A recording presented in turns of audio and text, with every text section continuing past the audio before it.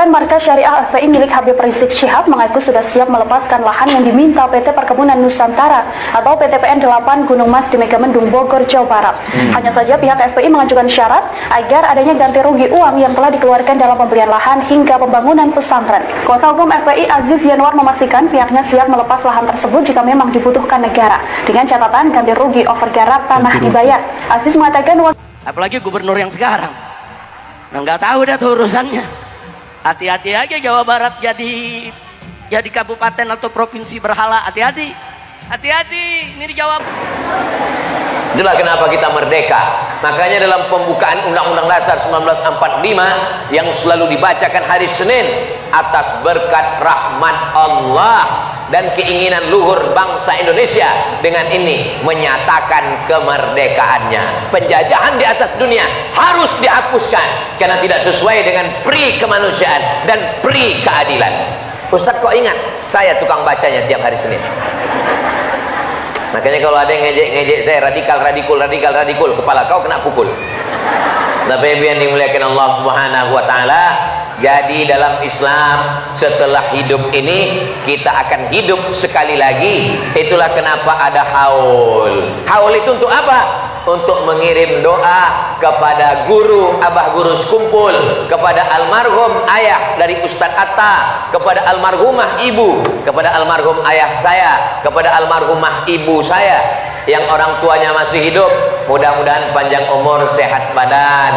Bapak Dandim alhamdulillah, ibu beliau masih ada, masih hidup. Kita doakan panjang umur, sehat badan.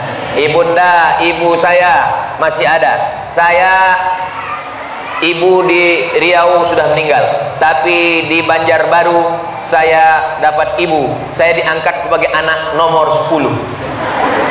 Ustadz Atta anak nomor 8.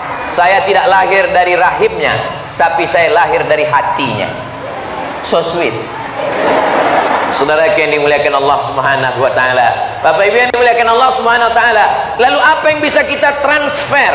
Apa yang kita bisa kirimkan untuk mereka yang sudah meninggal dunia? Yang bisa kita kirimkan ada 7. Ada 7 yang bisa kita kirim. Kira-kira Bapak Ibu bisa ingat yang 7 ini? Belum, karena belum saya sampaikan. Yang pertama yang kita kirim adalah doa. Apa doanya? Rabbil firli wali walidayya warhamhuma kama rabbayani shaghira. Ustaz Somad, saya nggak punya anak. Terus, lalu siapa yang doakan saya?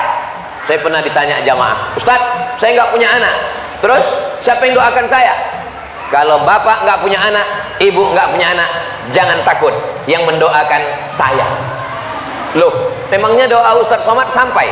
Sekarang saya tanya ibu-ibu, Bu, seandainya ada orang meninggal, lalu saya doakan, doanya sampai atau enggak?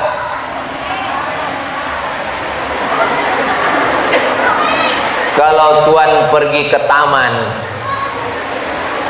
jangan lupa membawa kitab. Kalau jamaah belum sarapan, memang susah untuk menjawab. Nih kita lewat di kuburan nih, lalu kita mengucapkan doa untuk orang yang ada di kuburan. Assalamualaikum ya ala diyar minal mu'minin wa inna insyaallah bikum lahiqun yarhamullahu mustaqdimina wal mustakhirin nas'alullah lana wa lakumul afiyah. Doanya sampai apa enggak sampai? Sampai. Soal somasi PTPN 8 kosongkan pesantren dalam 7 hari, Rizik akui hanya pegang sertifikat HGU. Beredar surat somasi dari PT Perkebunan Nusantara atau PTPN 8 untuk pimpinan pesantren agrokultural Markas Syariah. Pesantren tersebut diketahui dipimpin oleh Imam Besar FPI Habib Rizik Syihab. Somasi itu dilayangkan kepada Habib Rizik dan meminta mereka mengosongkan lahan yang disebut bukan haknya itu. Menanggapi viralnya surat somasi tersebut, pihak Habib Rizik Syihab langsung memberikan penjelasan. Dikutip dari channel YouTube Pro TV, video menjelaskan Habib Rizik terkait status lahan yang dipakai pesantren di Megamendung, Bogor diunggah pada Rabu tanggal 23 bulan 12 2020. Namun tak diketahui pasti kapan video itu direkam karena Habib Rizik saat ini masih ditahan di Polda Metro Jaya. Dalam penjelasannya, Rizik menjelaskan bahwa sudah beberapa tahun ada pihak yang memang ingin mengganggu pesantrennya. Ia menuturkan bahwa tanah tersebut bersertifikat HGU atau hak guna usaha. atas nama PTPN salah satu BUMN. Ia juga tidak memungkiri sertifikat tanah tersebut. Tanah ini sertifikat HGU-nya ia atas nama PTPN, salah satu BUMN. Betul, itu tidak boleh kita pungkiri, ujar Rizik dalam video itu.